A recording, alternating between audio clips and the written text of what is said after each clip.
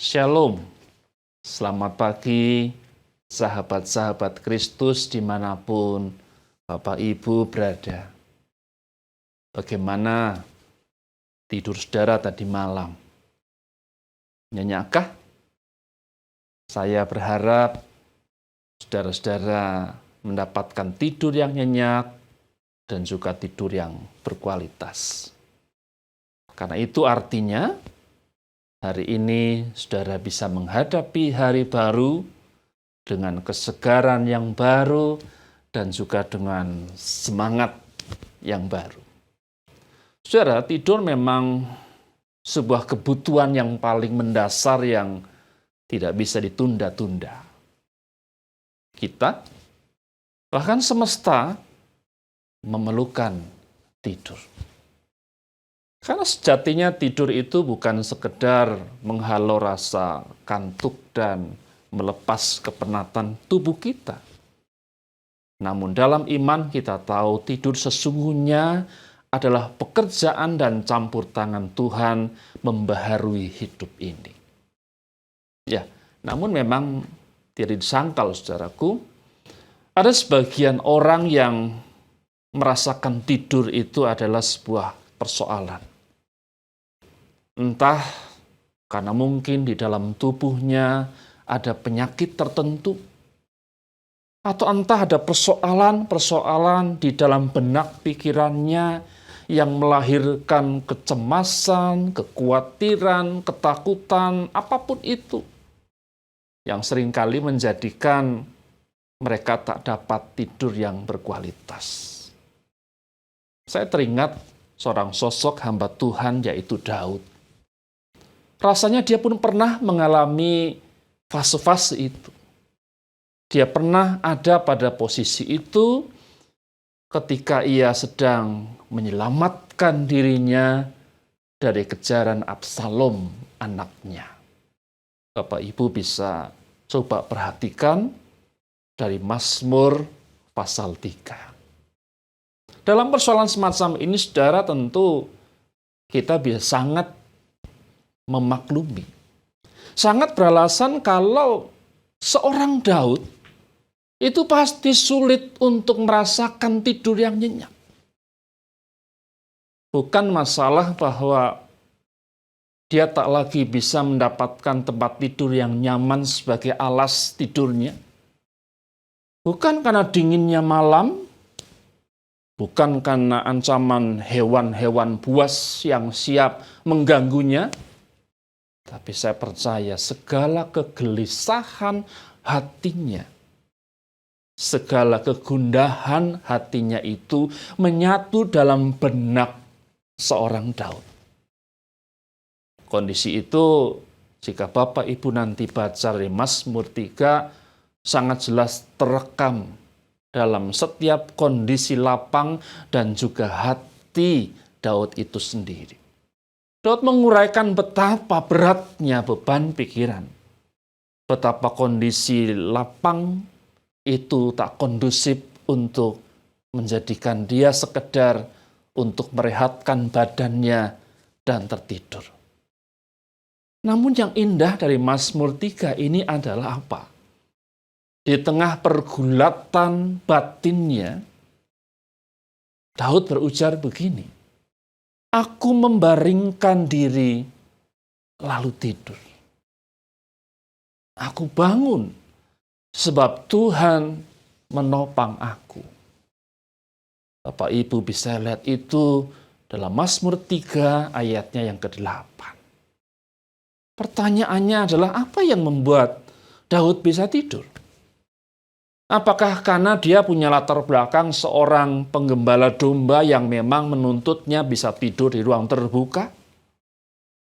Atau karena ia merasa dia punya teman-teman, tentara-tentara yang loyal, yang setia menjaganya?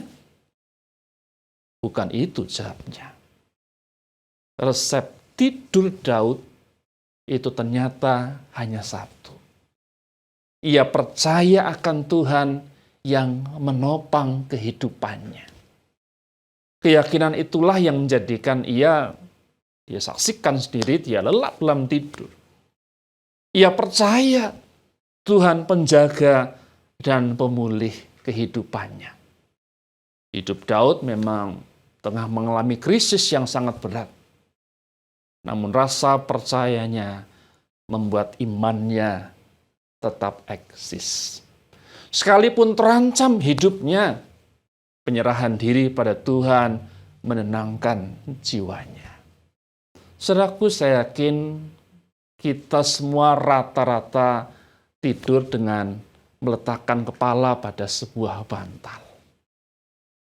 Saya membawa bantal buat saudara. Bantal kita perlukan untuk apa sebetulnya? Menopang kepala kita dan menopang tubuh ini. Dengan topangan yang pas, kita bisa nyenyak tidur. Oleh karena itu bisa disadari mengapa kita seringkali tak bisa lepas dari bantal saat tidur ya. Bahkan bukan sembarang bantal yang kita punya. Kita punya bantal-bantal favorit ya. Bantal favorit yang menjadikan kita bisa tertidur sekalipun bantal itu sudah tidak karuan bentuknya. Sesekali kita pindah berganti bantal pribadi kita, biasanya agak sulit kita tertidur. Daud punya bantal, yaitu Tuhan tempat ia bersandar dan menopang hidup. Merebahkan kepalanya dan merebahkan hidupnya. Percaya pada Tuhan bahwa hidupnya akan baik-baik saja. Apakah penat hidup saudara hari ini? Apakah kekecewaan, kekhawatiran membelenggu hidup Anda? Kegagalan yang bertubi datang? Apakah kita menjadi pribadi yang rapuh dalam hidup ini?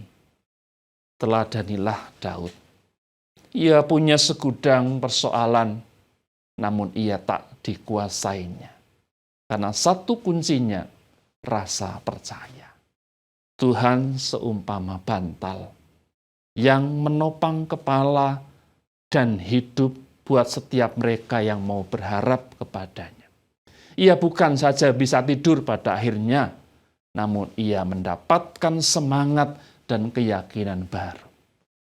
Bantal, kalau saya mau panjangkan dengan istilah bebas saya, mungkin artinya seperti ini. Bantuan. T, tangan, al, itu Allah. Bantuan tangan Allah. Daud percaya tangan Allah yang menopang dan membantu hidupnya. Tangan Tuhan yang sama juga akan menopang saudara menghadapi hidup hari ini. Mari Bapak Ibu, saya undang kita untuk berdoa. Tuhan, terima kasih. Kalau selalu ada dalam hidup kami. Kalau Engkau selalu menopang hidup kami. Entahkah berat, terlebih ringan, Kau selalu ada dalam setiap relung hati ini. Terima kasih dari seorang Daud. Kami belajar untuk berharap penuh kepada Tuhan. Di tengah hidup yang ribut, Tuhan beri kami lelap dalam tidur. Kami tak perlu risau karena Allah menopang hidup kami hari ini sampai selamanya. Berkati hari ini, supaya hari ini kami boleh melanjutkan hidup dengan kekuatan yang dari Tuhan dan percaya Tuhan terus menopang hidup kami. Di dalam Engkau saja Tuhan, kami bersandar harap. Amin. Tuhan memberkati saudara.